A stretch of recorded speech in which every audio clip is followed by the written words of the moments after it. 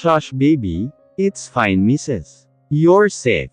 I'm here. Ang malambing na boses ni Conrad ang huli kong narinig, bago tuluyang nagdilim ang buong paligid. Hindi ko alam kung ilang oras akong tulog, basta pagkagising ko ay sobrang sakit ng buong katawan ko, na parabang binugbog ako ng paulit-ulit. I groaned. Dahan-dahan kong idinilat ang mga mata, at kaagad na bumungad sa akin ang puting kisame. Sa amoy pa lamang ay alam kong nasa hospital na ako. Water, I whispered huskily. I tried to move my fingers but it was too numb. Nangangalay ako, at parang sobrang bigat pa ng katawan ko. Conrad, I whispered again. Nang may gumalaw sa gilid ko, ay doon ako napatingin. Saka ko lang napagtanto na nandoon pala si Conrad. Nakaupo sa isang upuan at nakapahinga ang ulo nito sa gilid ng kamang hinihigan ko. He's also holding my hand tightly. Kaya siguro hindi ko halos may galaw yun. Conrad Montesero. Bahagya nang tumaas ang boses ko, dahilan para maalimpungatan ang bruho. Kaagad na dam ako ang tingin niya sa gawi ko. And when he saw me awake, the brute immediately hugged me. Napapikit na lang ako nang maamoy ang pamilyar niyang pabango. I used to love his perfume. Pero bakit ngayon pakiramdam ko ay bumabaho siya? Bahagya ko siyang naitulak. Hindi naman ito nagreklamo, at tinitigan na lang ang mukha. Nanatili pa ring tulala, na mukhang hindi makapaniwalang gising na ako. Seriously. Mukhang napansin yata nito ang pandidiri sa mukha ko, kaya kaagad itong nagtanong. Bakit baby? Don't you like my smell? Or are you hungry? Tell me, saad nito at hinaplos pa ang aking pisngi, pero umiling lang ako at umismid rito. I don't like the way you smell Conrad. Ang baho-baho mo. Naligo ka ba? Pinigilan ko ang sariling singhalan ang lalaki. I thought he would be angry or get offended of what I said, pero umiling lang ito at ngumiti sa akin. Mas lalo tuloy akong nakaramdam ng irita rito. I took a bath baby. And what's wrong? You used to love my perfume. Ikaw pa nga ang nagsuggest na gamitin ko to ani nito at napanguso. Kagigising mo lang, pero sinusungitan mo kaagad ako. Hindi na ako sumagot at bahagyang na guilty. I didn't mean to feel that way. Epekto lang siguro ng pagbubuntis ko. Pero kasi, hindi naman ako ganito dati noong buntis ako kay Indy. Kaya nakakapanibago pa rin. How are you feeling? Do you want me to call the doctor? Where's my child? Is my child still here? Naiiyak kong tanong rito, nang maalala ko ang lahat ng nangyari. Muntik ko nang makalimutan kung ano ang dahilan, kung bakit ako nandito. I was kidnapped. Beatrice kidnapped me. Pinahirapan niya ako. Our baby is safe. Don't worry. Are you hungry? Do you want to eat? Nakahinga ng maluwag sa unang sinabi nito. Hinawakan ko ang aking tiyan, na hindi pa naman halata ang umbok. I caressed it and unconsciously smiled. Should I call the doctor baby? I'm fine, mahinang sagot ko, habang patuloy sa paghaplos sa aking tiyan. Narinig ko ang buntong hininga niya, bago siya tumabi sa akin at inakbayan ako. Kaagad akong napasimangot, nang maamoy ang pabango nito, pero hindi na lang ako nagsalita. Saka na siguro kapag direng-diri na talaga ako. Si baby ko, tanong ko at napakunot pa ang noo. Nilingon ako nito, at bahagyang inisihan. Nasa tabi mo na ako. Sinaman ko ito ng tingin. Ang kapal ng mukha mo, iyong anak ko. Si Indira. Is she safe? Is she alright? She's fine too. Sumama lang siya kay Mia at Raf na umuwi na muna. Our daughter doesn't want to sleep, because she was worried of you, but I forced her to go home and rest. Mamaya pa yun pupunta dito. Nakahinga naman ako ng maluwag doon.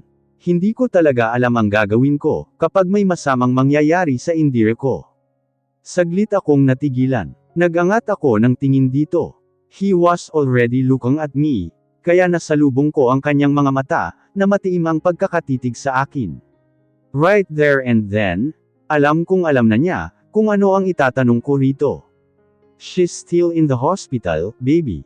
I shoot her and it was kinda bad. But don't worry, no one will harm you again. No one will harm my family ever again, baby.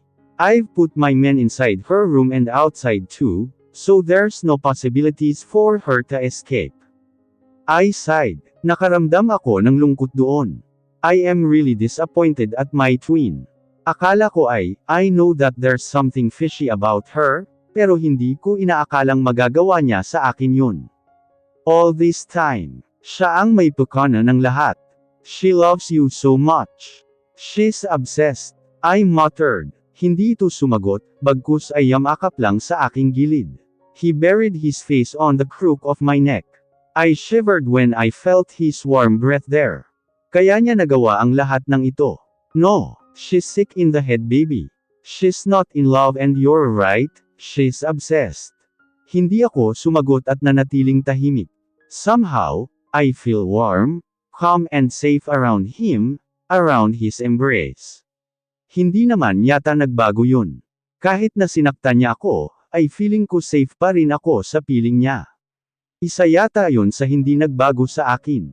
Mahal ko pa talaga ang bruho. Pero ang hirap ng talagang magtiwala. Napatawad mo na ba ako? Mahina kong tanong rito. He stiffened for a bit, but then relaxed after some time. No, saad nito na nagpanguso sa akin. Bahagya akong nairita. Because from the start, there's nothing to be apologized of. Hindi mo kasalanan yun, love. That's not your fault. It's Beatrice. Humiwalay ito mula sa pagkakayakap sa akin, bago nito ikinulong ang aking pisngi sa kanyang kamay. He caressed it gently. I can almost see the adoration and love he has for me. But is it for real this time? Napanguso ako. Sinisisi mo nga ako nun eh. Masakit dito oh. Itinuro ko ang aking dibdib. Kaya hindi mo ako masisisi, kung wala na akong tiwala sa'yo ngayon, Conrad. And if you really want to be with me, if you really love me, you'll work hard to earn back my trust. Of course, my love.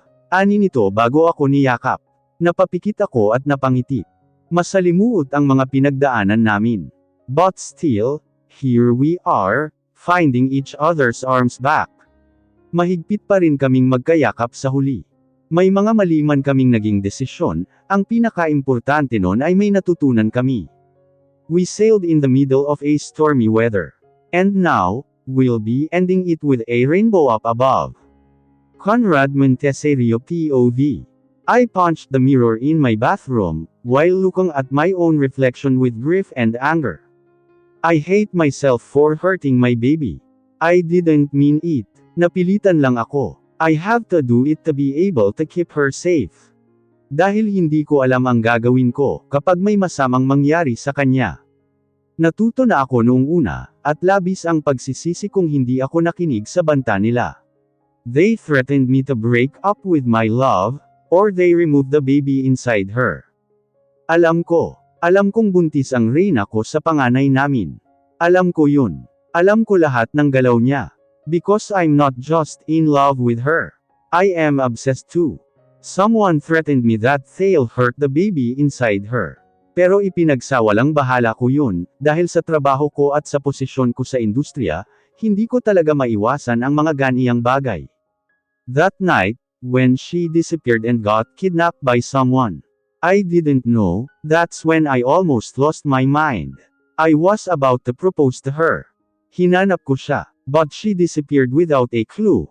And when she came back, naibalita na lang sa akin na nasa hospital ito, and that our baby was gone. I was more than devastated that time. I badly want to come to her and hug her and comfort her, but I got a threat again. Huwag kong pupuntahan ang mahal ko, at makipaghiwalay rito, at gawin kong dahilan ng pagkawala ng aming anak.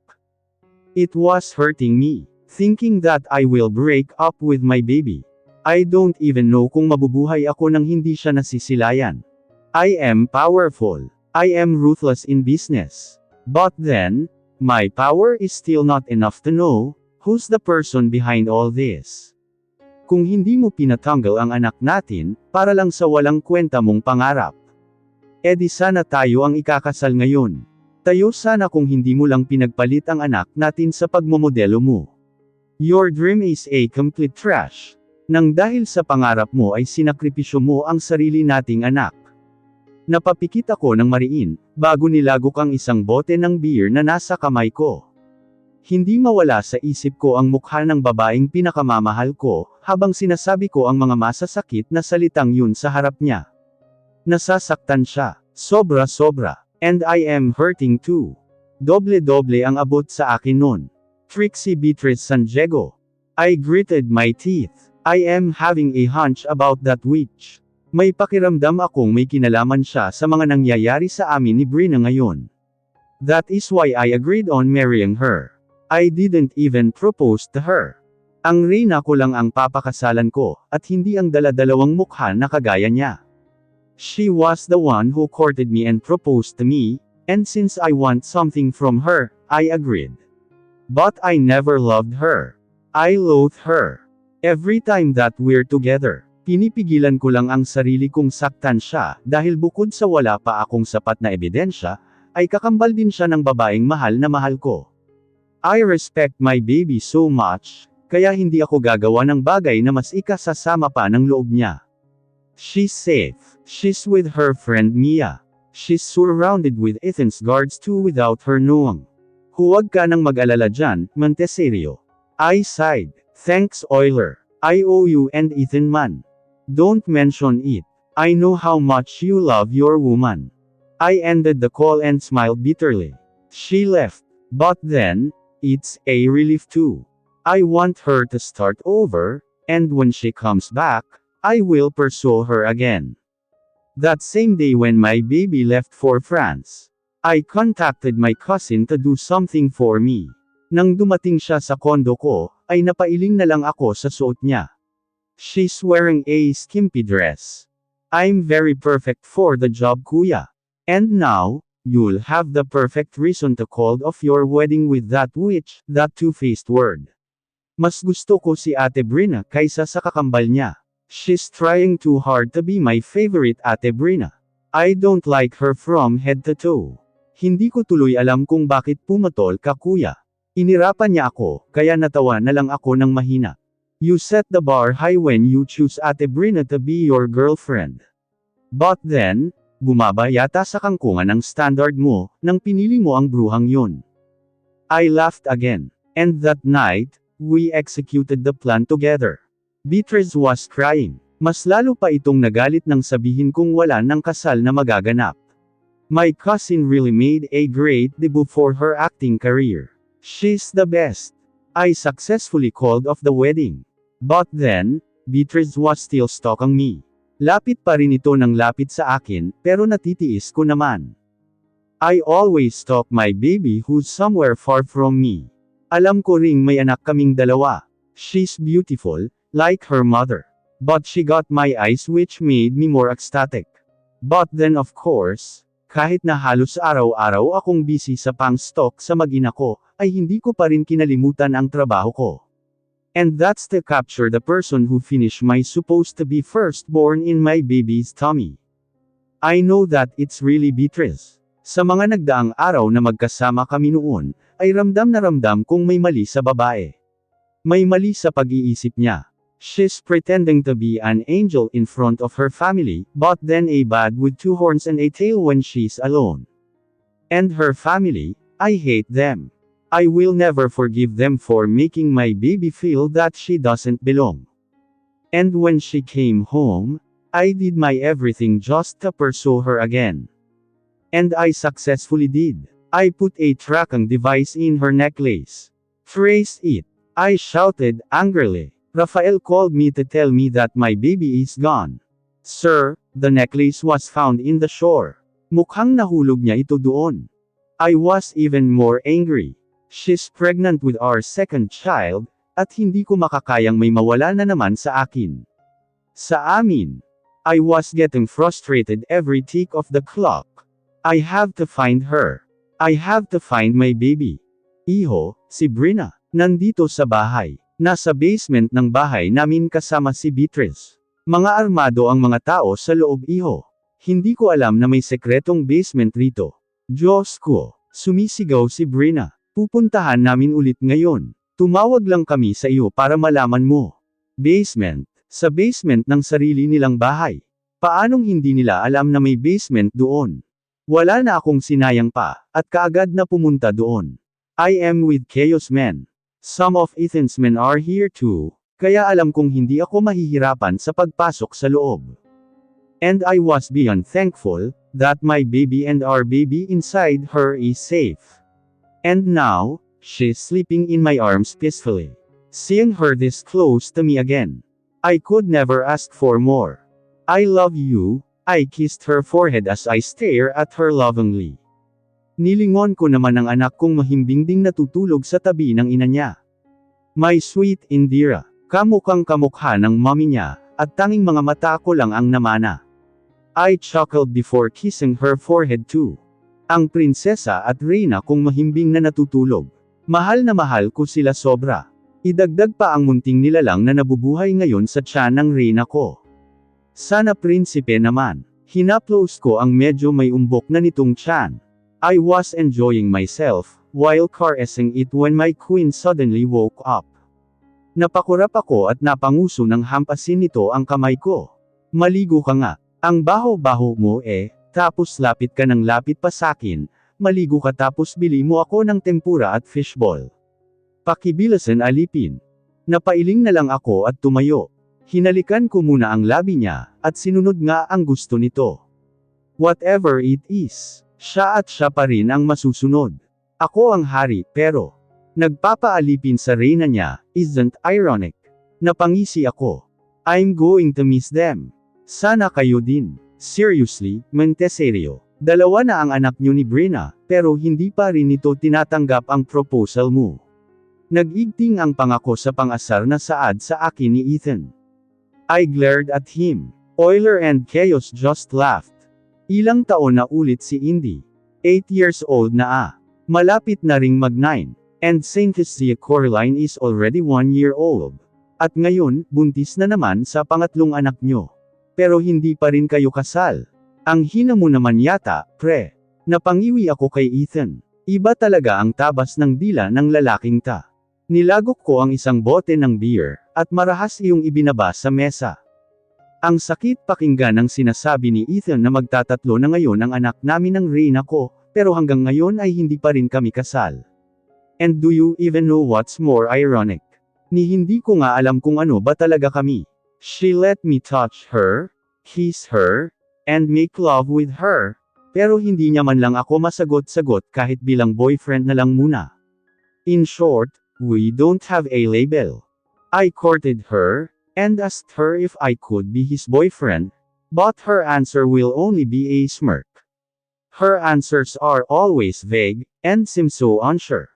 Pero kahit ganun pa man ay hindi pa rin ako nagreklamo.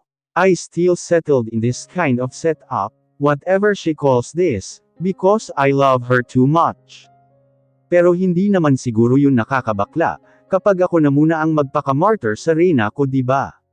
Hindi naman siguro. 3 na nga anak namin 1 year old pa lang si Saint Lucia namin, pero sinundan ko na kaagad. Wala na talaga siyang kawala doon. I sighed. I'm still earning her trust. Sagot ko na lang na mas lalong nagpatawa kay Ethan. Hindi naman yata tiwala niya ang ini-earn mo kamo May balak ka pa yatang magpagawa ng child factory. Every year mo yatang pupunlaan. Natatawang saad nito. Natawa na rin ang iba, kaya napangisi na lang ako. Oh well, hindi naman nagrereklamo ang mahal ko. Every time that I wanna love with her, I will always ask for her permission, kung pwede ko ba siyang buntisin ulit. She will only shrug and say that she'll be more happy, kapag nasundan si Saint Lucia namin. I really want a big family with her.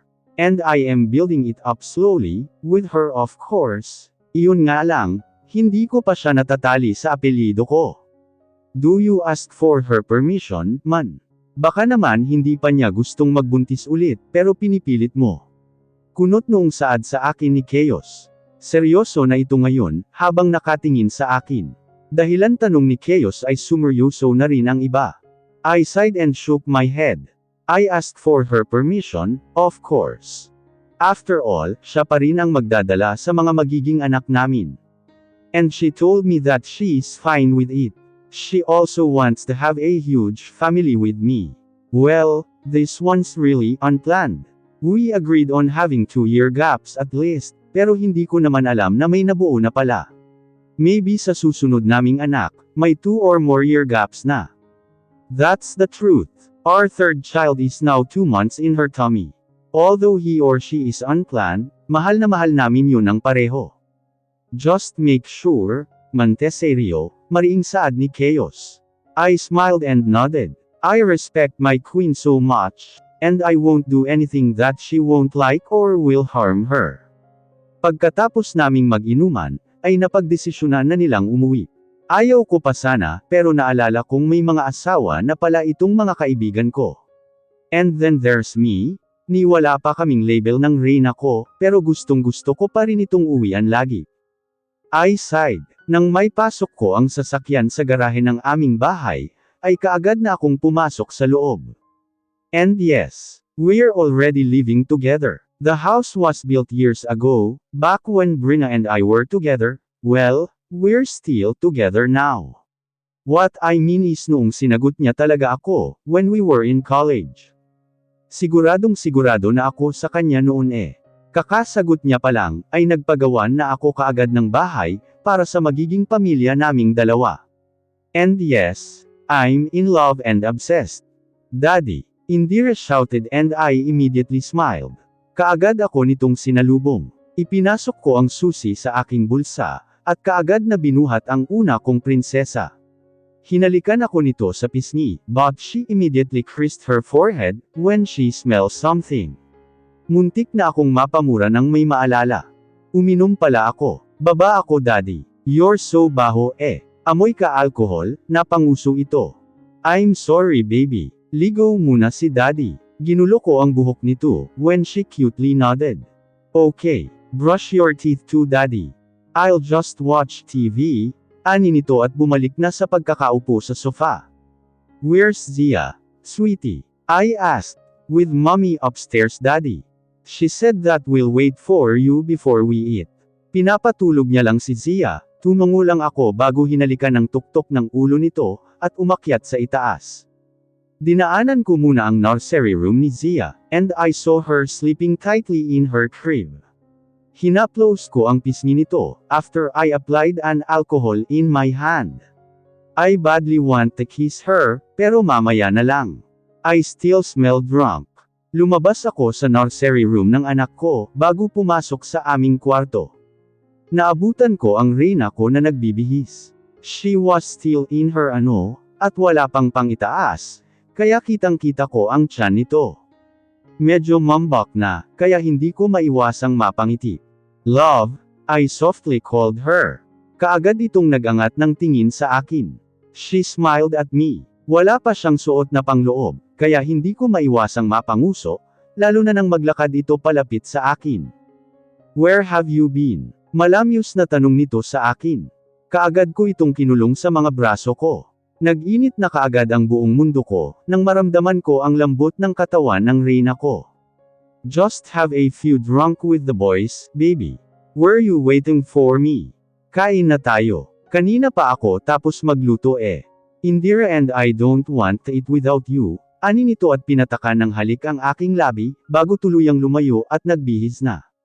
Wait for me baby. Ligo lang ako sandali. Tumango lang ito. Nagmadali ako sa pagligo bago nagbihis. Sabay na kaming lumabas ng misis ko sa kwarto, at bumaba para makakain.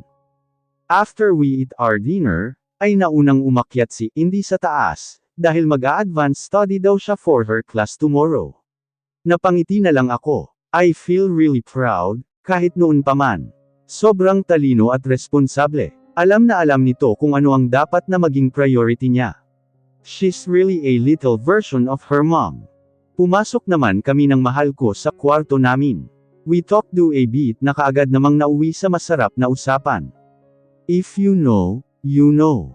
I was loving her when I suddenly held her hand. Ipinasok ko sa isang daliri niya ang bagay na gustong-gusto ko nang isuot niya noon pa man. She was distracted by my pero nagawa pa rin itong tingnan kung anong nilagay ko sa daliri niya. Her eyes widened when she confirmed what it was. Conrad, daing niya. Yes, baby. You'll marry me. You have the right to remain silent till our wedding day. Ani ko habang may ginagawa sa tabi niya. Buong akala ko ay magagalit ito, Pero nagulat ako nang bigla itong ngumisi. Now, this is the proposal that I want. Masaya akong nakuha mo rin sa wakas ang ibig kong sabihin. My jaw dropped. Really? I should have done this before. With that, I moved beside her so fast. Too happy that she'll finally be having my last name.